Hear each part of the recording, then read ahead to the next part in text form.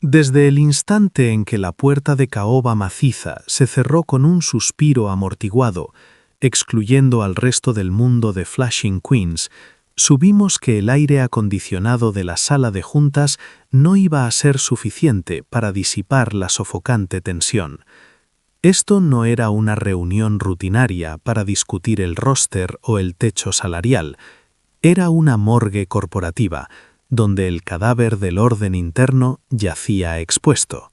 La crisis de los Mets había traspasado el umbral de lo mediático. Ya no se trataba de una mala racha o de un intercambio fallido, sino de la corrosión estructural iniciada por una arrogancia extrema y ajena a la disciplina institucional.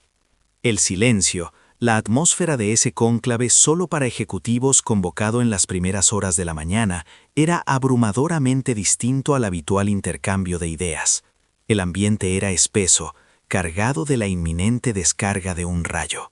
Esto ya no es una colisión de opiniones, es un acto de desorden organizacional. La voz al comienzo fue seca, resonando como un disparo de advertencia que electrificó el ambiente ya tenso. Durante varios segundos, que parecieron décadas, nadie se atrevió a romper la quietud que se había apoderado de la sala. Varios directivos, con la mandíbula apretada, coincidieron tácitamente en que el estallido del día anterior, cuando la disputa sobre la energía nuclear y la diatriba pública de UCAI sumergieron la junta directiva en el caos total, no podía descartarse como una mera rabieta emocional.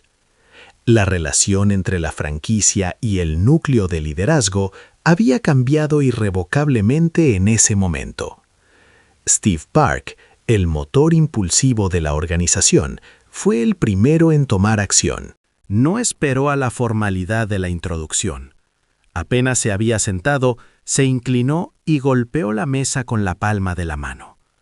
El golpe sordo reverberó a través de la gran sala de conferencias, un sonido primario que rompió el protocolo y el autocontrol.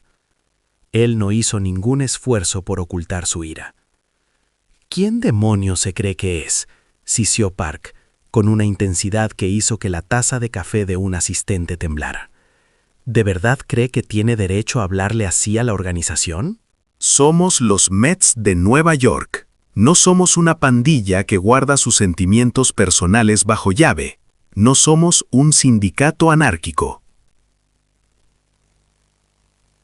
Tan pronto terminó, el silencio regresó, denso y palpable, llenando cada esquina de la habitación con el peso de la ofensa.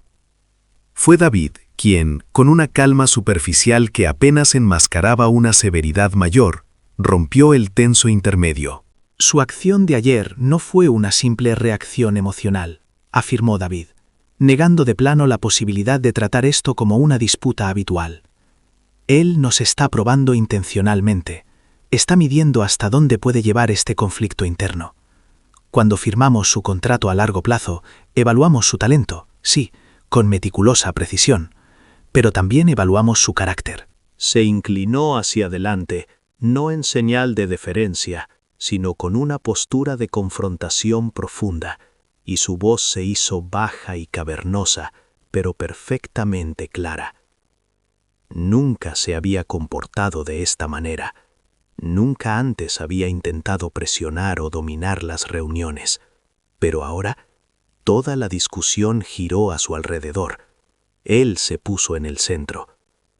La implicación era clara. UCAI ya no era visto como un jugador problemático, sino como una figura que socavaba la autoridad. Muchos argumentarían, por supuesto, que sus estadísticas le daban el derecho a hablar, que sus 45 jonrones en la temporada anterior o su impresionante OPS de 0.985 lo blindaban contra la crítica institucional.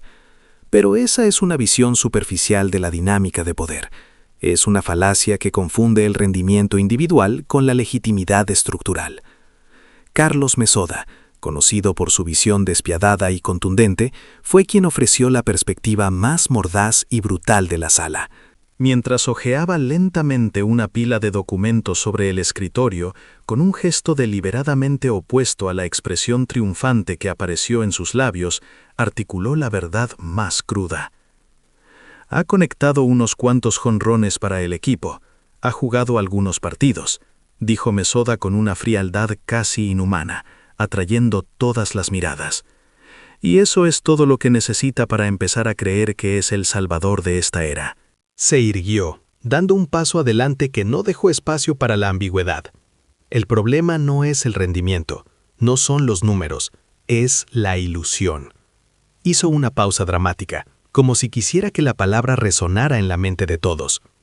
En el instante en que un jugador empieza a creer que es más grande que el equipo, la estructura organizativa está condenada al colapso. Park, volviendo a intervenir con un tono ahora cargado de ironía punzante, remató la idea. Es un error fatal pensar que anotar unos cuantos cuadrangulares te otorga poder de decisión sobre la franquicia. Esto no es solo una exhibición de arrogancia personal. El informe nos ha abierto los ojos a una crisis grave dentro de la propia organización. La atmósfera se tensó por completo cuando la existencia de un informe interno confidencial fue revelada.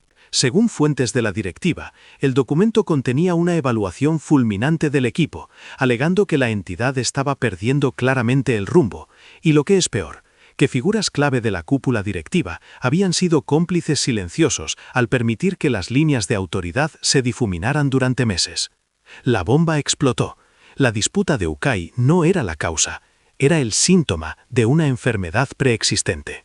El informe detalló que mientras Ukai recibía un porcentaje de llamadas de gestión, otros ejecutivos clave se habían retraído, permitiendo el vacío de poder.